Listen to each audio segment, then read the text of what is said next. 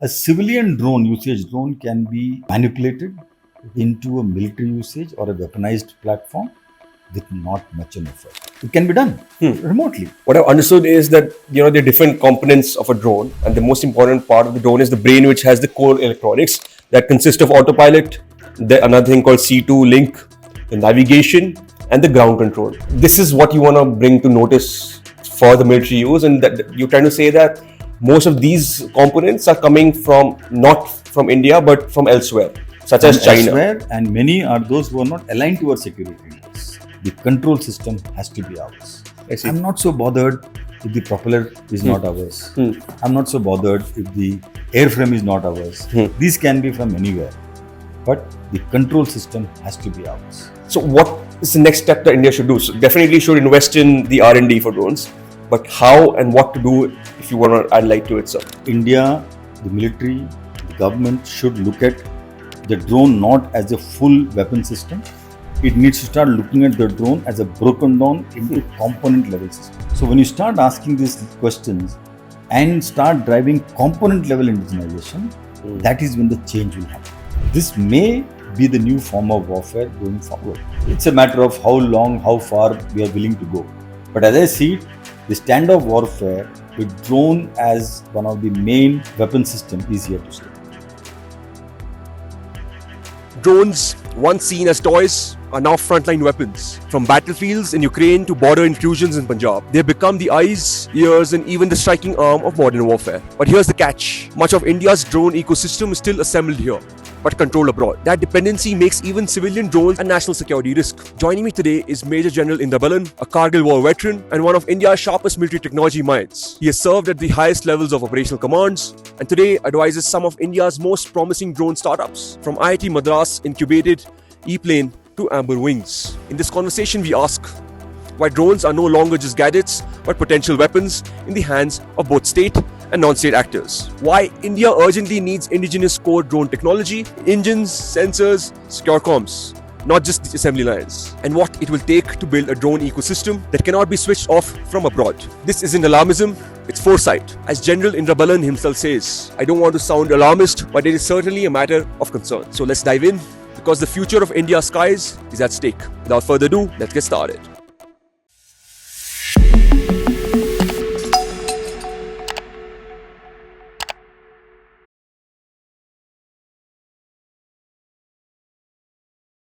Before we dive into today's conversation, I want to take a quick moment and ask for a favor. We noticed that 93% of you who watch our content regularly aren't subscribed yet. My promise to you is simple. If you hit that subscribe button, we'll keep working hard to bring thought-provoking conversations, incredible guests, and the topics you really care about the most. It is practically free for you, but it makes a huge difference for us, helping us grow, reach more people, and bring even better content your way. Thank you for supporting. It means the world to us. Now let's get back to the video. Major General Inderbalan, welcome to Dive Publishers. It's an honor to have you here today. Thanks. I'm so happy to be here with Pentagon Press, and especially to be in your office and do this conversation is a great pleasure. Look forward to our conversation today. It's going to be mostly about how we need more indigenous drone technology. But before we start our conversation, I want to ask you, sir, why is this subject important at this point of time? See, the advent of drones happened long back. I remember I was in Bangalore one day and one young boy came to me and said, "Ki, sir, listen, I've got this flying bird. Would you like to have a look at it?" And this is almost 12 years back. And he wanted me to, see that. I was amazed at the way it was flying. And immediately I could think that this stuff looked like a quadcopter that time. I couldn't even recognize it. I said, this has a huge, usage in insurgency operations and surveillance, etc. So I said, let me see if I can put it through the military. But I think we were too early at that time. There were people not willing to look at it. And I also, therefore, left it. But I recollect, had I at that time invested in him about 5 lakhs, I would be sitting at 500 crores today. Wow. So that's the importance of drones. When I say that, because today the drones have become a weapon of choice, and a weapon of choice across all stages of battlefield, all phases of battlefield, all domains of battlefield. Maybe not yet space, but that apart, the drones in whatever form as autonomous vehicles, as underwater vehicles, subsurface vehicles, flying vehicles. They're all drones, different types. It's there everywhere. And hence, I think for all of us to be aware that the way drones have taken over the narrative in battlefield has never happened like this before. Right. But you lately you've been harping on why we need to be self-reliant when it comes to drones. Yeah, so the self-reliance has a very larger meaning. So usually when we talk of self-reliance, we talk of self-reliance so that our manufacturing is happening internally and we have control over manufacturing. But in terms of drones, the self-reliance it goes well beyond that. See, the drones fortunately has a civilian use and a military use. And it is a much larger civilian use actually. Yeah. The military use has begun now. But if you see with drones, you can make life so much more comfortable. And especially in a country like India, which has a vast population, there is so much the drones can do. It can look at these huge electrical lines and do fault finding. It can do fault finding in railway tracks. It can do fault finding in railway signal systems. It can do work in agriculture. It could happen in agriculture. Happening. Mhm. I mean, there are umpteen use cases for drones, and hence the proliferation of drones is bound to happen.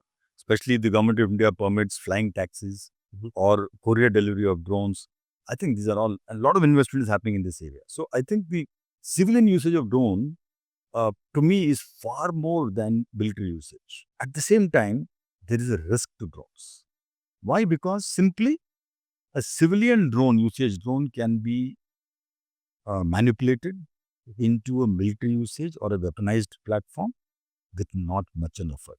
Simple example, if I have a payload carrying drone, which is meant to actually, let's say, carry a medicine box or a 10 kg, anything, courier to be driven. If I replace that 10 kg, whatever payload is supposed to carry, with an explosive payload, with a timer fuse, or with a proximity fuse, it goes and drops somewhere. How do you know when a drone body is flying? So, how much time does it take? This is the problem.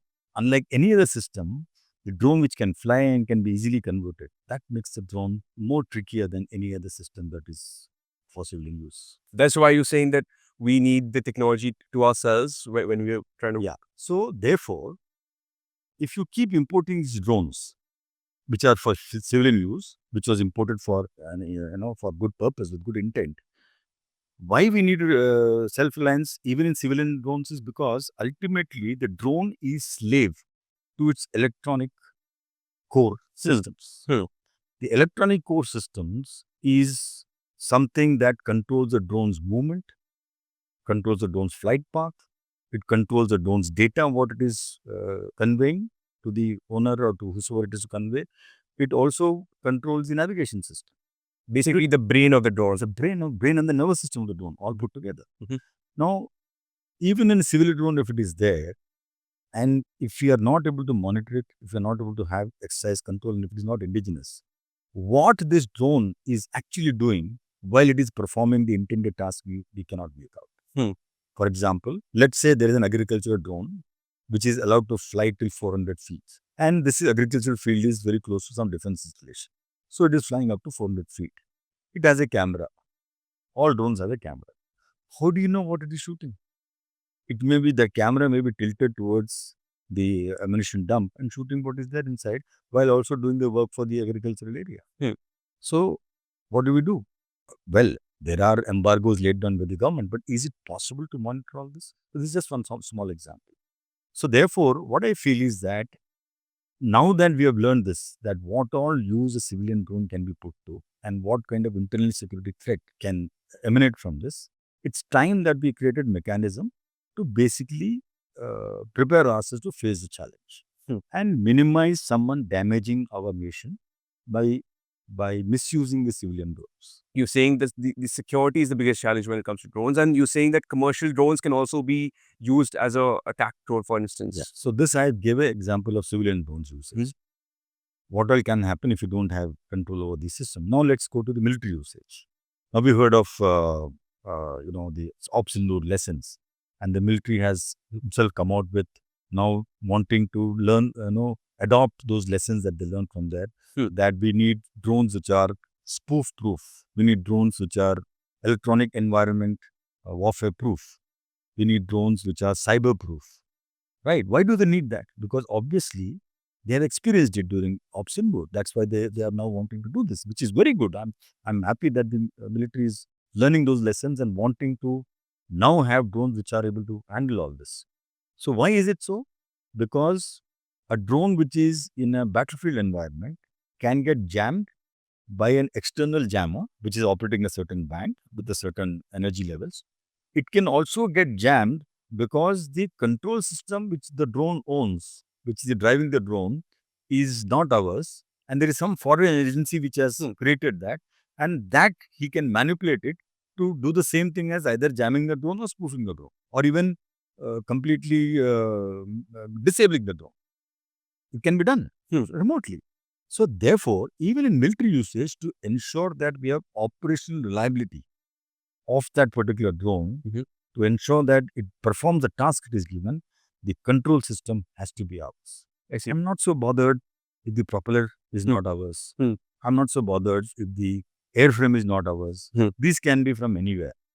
But as I said, these 4 systems and subsystems, including the ground control station, these are the ones where we have to focus as India and indigenize this for our own reliability and security. What I've understood is that there are different components of a drone, and the most important part of the drone is the brain, which has the core electronics that consist of autopilot, another thing called C2 link, the navigation, and the ground control. This is what you want to bring to notice for the military use, and that you're trying to say that most of these components are coming from not from India but from elsewhere, such as China. And many are those who are not aligned to our security interests.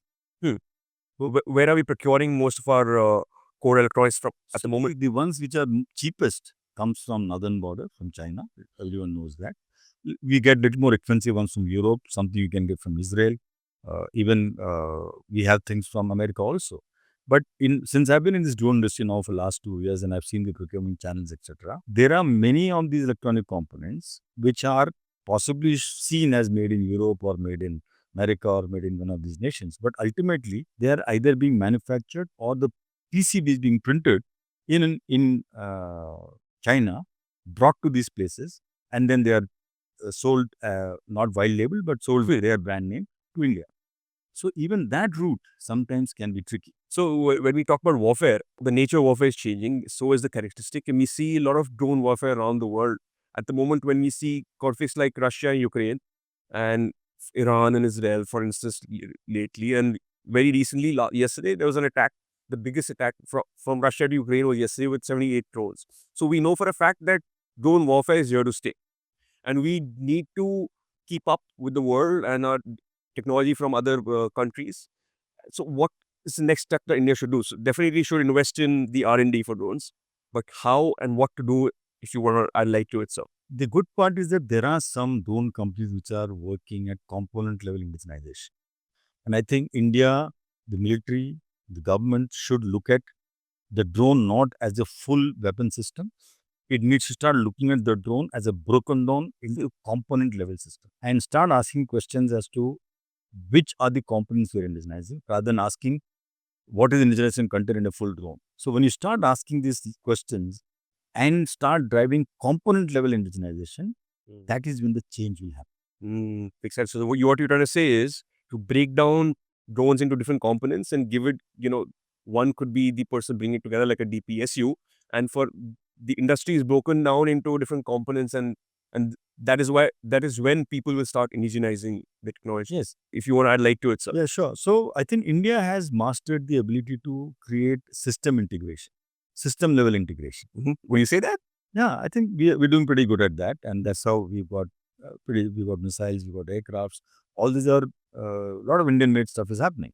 So we have done a lot of system level integration, and we've also done some component level integration. But have we manufactured the components by ourselves? Have we created a printed circuit board with the necessary hardware, the firmware, and the source code to ensure that it is entirely ours? Well, I think that's where the question mark is. That is where the focus is required to be.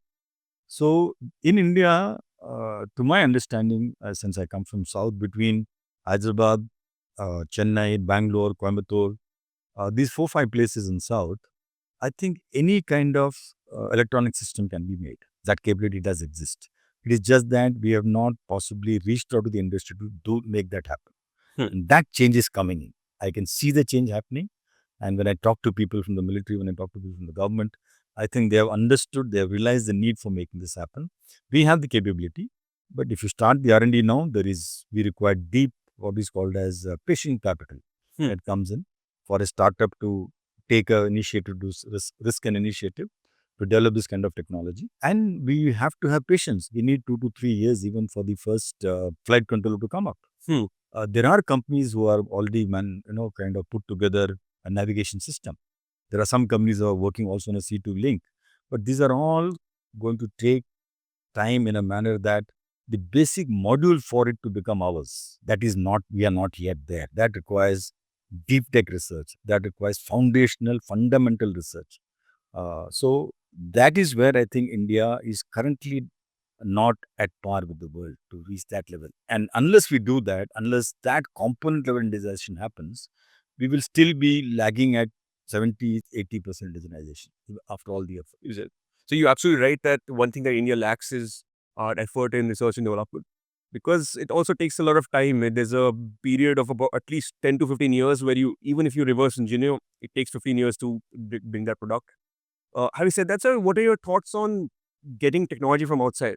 Do you think there's any TOT possible when it comes to international OEMs in drone warfare? Yeah, why not? The bringing technology from outside in the Make in India policy, whether it is Make 1, Make 2, Make 3, or buy and make, there are three policies. Under this, it's already defined about how we can do this. So a lot of things is happening under buy, that is your buying technology. A lot of things are also under buy and make, that is your buying technology and but making here. But how much is happening under pure make, where the entire effort is indigenous, that is where I think we need to put in more effort. The problem is also because in India, there is very little patient capital, which comes to the private sector. A lot of capital on R&D goes to the government sector, to the IITs, to various different participation organizations, etc. But giving that to a private sector, I think that system has not yet been put in place, the right kind of system. iDEX is a very good initiative, wherein people participate in iDEX challenges and they prove their ability to With the prototype. who come with the prototype, and some money is given. So those risks are being taken. But I think we need to do this a lot. Amplify it. At the moment, there's small problem statements, and even those problem statements are at a very initial stage. It's a good learning curve. We've had a good learning curve, as I see, because whenever you start something new, there's a learning curve. So now I think the government, the military, etc., is getting more confidence. The military has something called as IR&D fund, which is given to commanders at different levels. So while they have the fund, in my understanding, they have not yet learned how to use the fund. And the policies that are going around it, they haven't got the grasp of it. And they are still shy of giving that fund to a private sector entity. They would rather give it to an IIT or an academic institution or a government institution to develop something than trust the private sector. Also because there is this fear that if I give something to the private sector and if it doesn't happen, I become answerable. Whereas when you give to an academic institution or to a public sector undertaking, if it doesn't happen, then the academic institution is answerable. True. Okay. So because of that, there's a little, I would say, shyness in giving such kind of funds under IR&D to private sector, though the provision does exist. The third problem that I see in India regarding the patient capital is that the Indian investors, whether it is VCs, or whether it is P investors, or whether it is people who invest at early stage, Series 1, Series 3 as capital, most of them invest by looking at revenue. When they do a company, for them, after they see whatever ideas they have, whatever manufacturing they are doing, at the end of the day, they see how much revenue are you making. They look at bottom line and top line. And that's how valuation is done. And investment is done on the lines of valuation. For example, there is a company called as Lahori Thanda. Yeah, doing brilliantly.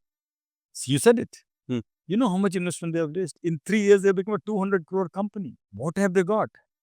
They have basically created what we drink at home, a Thandai, put it in a name and put a nice bottle, and done great marketing.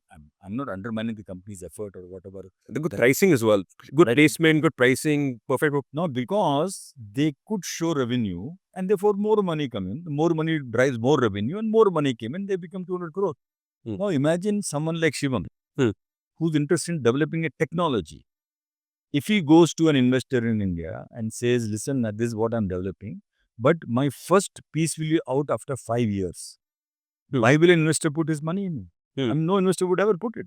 So in India, that investing in technology, deep technology, with patient capital, that is still catching up. There are a few investors who are doing it. I'm not saying there is none, but they are far and few.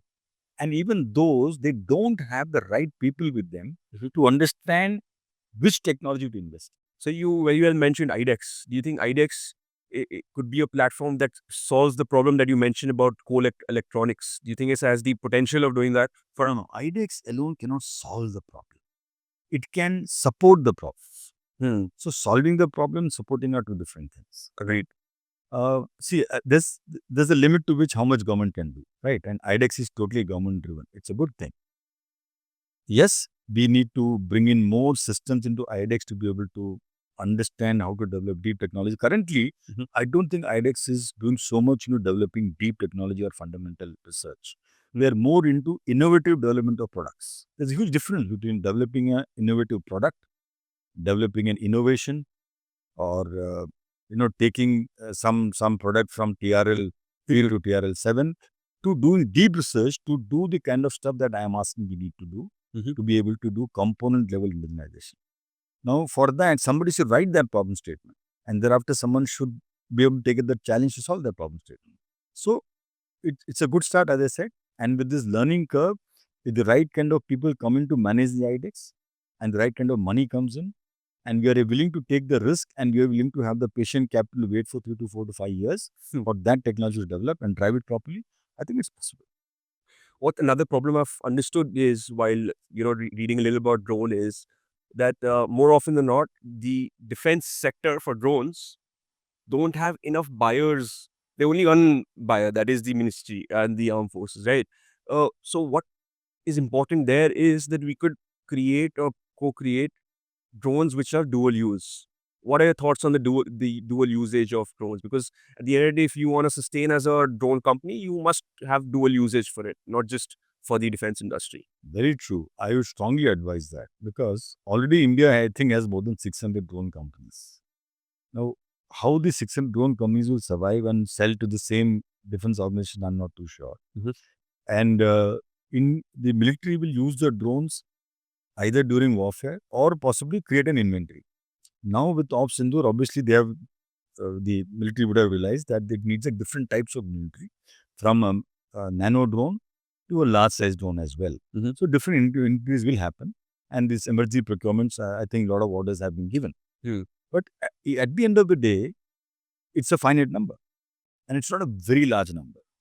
It's a much better number than what used to be. So while the Indian military will buy drones, only X number of companies will be able to actually finally sell them. And now, if they are also going to say that we need drones which are able to operate in EW environment and also have so much of indigenization content, the number of companies will shrink even further who can even provide that kind of drone. Right. So what will the rest of the drone companies do? Obviously, they have to enter the civilian usage market, where I find there are huge opportunities lying. It's not just the military alone. So if you have a dual usage, as you suggest, I think it's a fabulous way for a company to have a dual usage drone, which can be modified for military usage, whether it is ISR or it is ammunition payload or munition payload, or it is logistics payload, or even a medical payload. So those are the military uses. These very drones can also be used for civilian usage. So if a company positions itself correctly, I think it will do very well. But if a company is purely focused on military, well, it will get few orders. But ultimately, for it to have its regular revenue, for the company to run, to sustain itself, it definitely needs a civilian usage. You're saying there are various drone companies in India at the moment. Most of them are assembling components and making it in India. It's not indigenous content, but it's the making in India. Are you also suggesting on the same line that all of these drone companies shouldn't focus on drone as a technology, but component as a as a product, which No, Shiva, I'm not saying that. See, ultimately, drone has to be delivered as a product. So some companies have to provide a completely integrated platform. Now, if it is for military, you can't just give military drones. Say, रख लो इसको. Military क्या करेगी drones से? When you give a drone to the military, it has to be an integrated application platform. So if it's an ISR drone, the drone has to get integrated with the ISR capability. That is intelligence, surveillance, and reconnaissance. Whether it's a camera, whether it is a radar, whether it's a imaging system, whatever you are carrying in that, infrared. So you have to integrate it, make it fully functional, give it. So bigger companies who are great integrators, they will pick up an indigenous drone. They will also want to pick up an indigenous payload, like an ISR payload, and integrate it properly and then supply the drones to military. But military will never buy components. Yeah. They will buy full drones. Yeah. They will buy components for maintenance of these drones or for certain replacement of parts, right? So, X set of companies who want to position themselves as drone integrated platform suppliers, they will do what they have to do. There will be other companies who will be purely focusing on manufacturing drones, who will supply to this integrated platform manufacturers. There will be X set of companies who are making the application which will be mounted on this platform, drone platform. So there are those companies. That apart, as I said, the drones can be broken into 3 different types of components. One, as I said, the core electrical system. Yeah. Second is the power system and the propulsion system. And third is the airframe and the things that make the drone, the propeller and all other non, joineries and screws and nuts and bolts, wires, etc. So companies can focus in any of these systems, subsystems, components, or even smaller parts like resistors and connectors and many things that comes to making a drone. So this entire thing is called the drone ecosystem. Got it. So far, I think we were focusing on a finished drone or on a finished drone with a integrated platform application because we are only interested in that. Whereas I think today the military and the government have started looking at, as I said, component level indigenization, which goes right down to from the wire to the connectors to the resistors to the capacitors to the ICs to the chip to the navigation module. I mean, each of these needs to be built. So if you start directly looking at and see who's making this and start giving approvals, then I think you're good. Right. Then indigenization will definitely get good promotion. Got it. So I just want to quickly shift our conversation to your assessment because you're someone who understands drone very technically as well as the minute details. Your assessment of how India versus Pakistan when we saw Operation Sindoor, how was our drone technology in when it comes to drone technology of Pakistan? See, I don't think Pakistan has its own technology. Yeah, they own some capabilities, but we are aware that they were mostly using Chinese drones and the Turkish drones, right? They used it quite effectively, and but they failed to penetrate us. When I say they used effectively, possibly they used some sort of swarm drones to kind of overwhelm our air defense systems, is what my understanding is. But that also didn't last very long. India had innovative ways of handling these drones. The stories of Zeus, Shilkas, and these L-70s being refurbished, and the way they have managed to bring these drones down, and also some very innovative level manager, method of handling drones in the front line. There's some wonderful work that our military has done to handle this drones coming from across the border. And the very fact that none of our airfields or military targets were hit by a drone, it shows that we have our soldiers and our military has done some tremendous work in handling these intrusion of drones using very, very highly innovative means. I think we need to grant them that. But that does not mean that we should not look at real technology so that tomorrow we are not just banking on field level innovation. We have real mechanisms to stop drone intrusion, and we have the anti-drone and counter-drone capability which is being developed. So that is also taken a serious note. An important aspect of drone because you need to have anti-drones as well. True. Sir, just to understand more about your passion passion for drone that comes from, maybe you want to speak a little about the difference in warfare when you actually fought in the trenches with in 99 Kargil war. What do you see the difference now when it comes to 2025, 26 years later? I think Kargil war was possibly the last limited war fought by India. I was a brigade major then of 17th Field Brigade, and we walked the heights of 17, 18,000 feet in Batalic sector. We were practically there on the frontline areas, I myself being part of the firm bases of attacking battalions. So that was a real war of attrition. Some maneuver was practiced because we were definitely, I won't say outnumbered, but since the Indian military at that time was not fully trained to fight in high altitude, we did not practice, or as a doctrine, we had not kind of practiced offensive operations in high altitude. So at that time, we started with the war of attrition. Then we learned some maneuver, and finally we did overwhelm the enemy.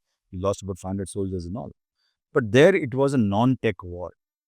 It was brute force, brute courage, brute brilliance of young commanders, and the will to win. Even limited use of technology, let's say, when we brought in Air Force, two aircrafts got shot down because they flew along the border and the Pakistani missiles hit them. You know that. So technology could hardly be used. Air Force did a lot of good work, but that was the limit they faced. Helicopters were shot down. So the use of technology in that war was very limited. The only place where I felt technology was used was when we were given the Inmarsat. As a brigade major, I was handling the Inmarsat. We were also given these radios, so-called Motorola radios, etc. But the Inmarsat navigation system that they provided, the GPS that they provided us, we found that it was off the mark. Now, a lot of people believe that they had kind of tweaked it. If you tweak the navigation compass, you will not get the right fix. And we did find that there was variation between what map reading we were doing and what the GPS was giving. It started from there.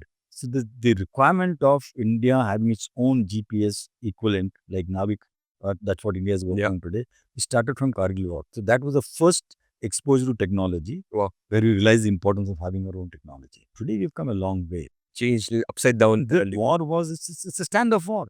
You wouldn't even call this a war. There is brute force here.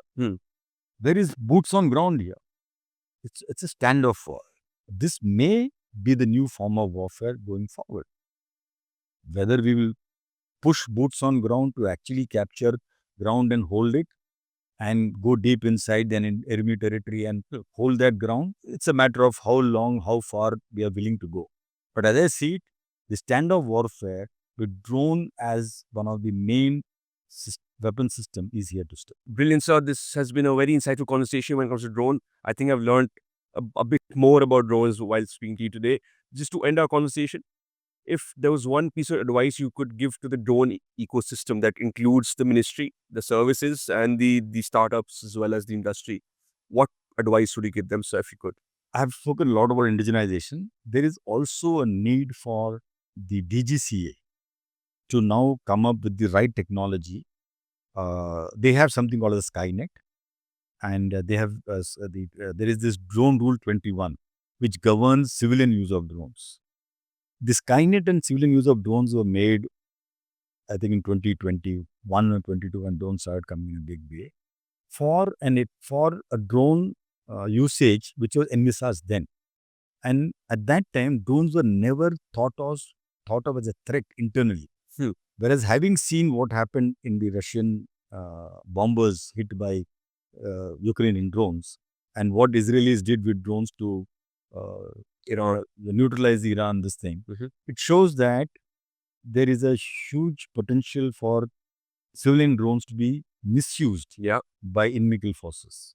And therefore, we need to completely revamp DGCA, Ministry of Civil Aviation needs to revamp the system in order not only to relook at the Rule 21, but also the way QCI is done, where type certifications are issued, the number of type certifications are issued, and when the UIN is issued, we have a method to ensure that, like a vehicle registration or a mobile registration, the drone is registered not only with the UIN of the drone as a number, but it is linked electronically with the UIN of the flight controller, with the UIN, if possible, of the C2 link, and also with the UIN of the navigation system. So that Together, this drone becomes one composite unit. And then we should have the traceability to track these drones whenever it takes off or whenever it is powered on. And today's technology, everything is possible. So the Skynet needs to be revamped so that when a drone takes off, even if the civilian drone, it is transmitting. It may be transmitting under 2.4 gigahertz, it may be transmitting under 5.8 gigahertz, it may be transmitting under some other channel. So somewhere it is transmitting. It may be transmitting through your mobile network.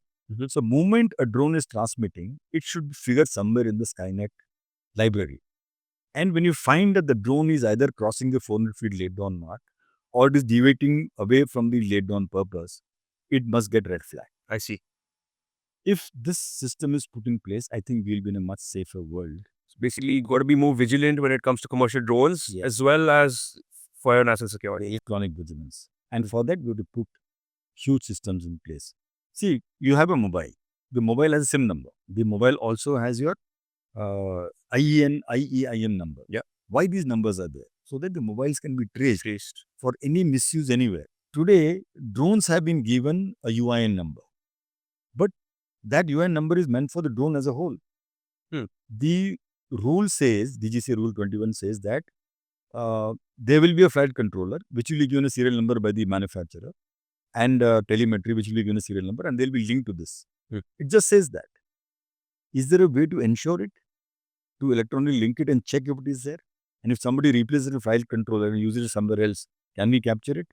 That system has to be put in place. So that while we promote civilian usage of drone, we also are consciously monitoring how the drones are flying and where they are flying. Got it. Then we are a much safer place going forward under the kind of conflict-driven world we are living in. We have to make sure that our installations are safe, our people are safe, and the misuse of drone is minimized. A lot needs to be done when it comes to, fortifying ourselves and be more stronger in terms of national security. And drone has a large stake at it. And then we are hopeful that, we will take action that is required to be where we need to be. But having said that, thank you so much for this conversation. Really insightful for me. And I'm sure it's been for the audience as well. Thank you very much, sir. Thank you, Shivam. We at DOAP are working really hard to take this podcast to the next level. Our guests are going to get even better. Our production quality is going to get even better. And hopefully, I'm going to get even better too. Most importantly, we are committed to being consistent and continue to do what we love the most. Until then, keep reimagining yourself and know that the power of change lies within you. Jai Hind.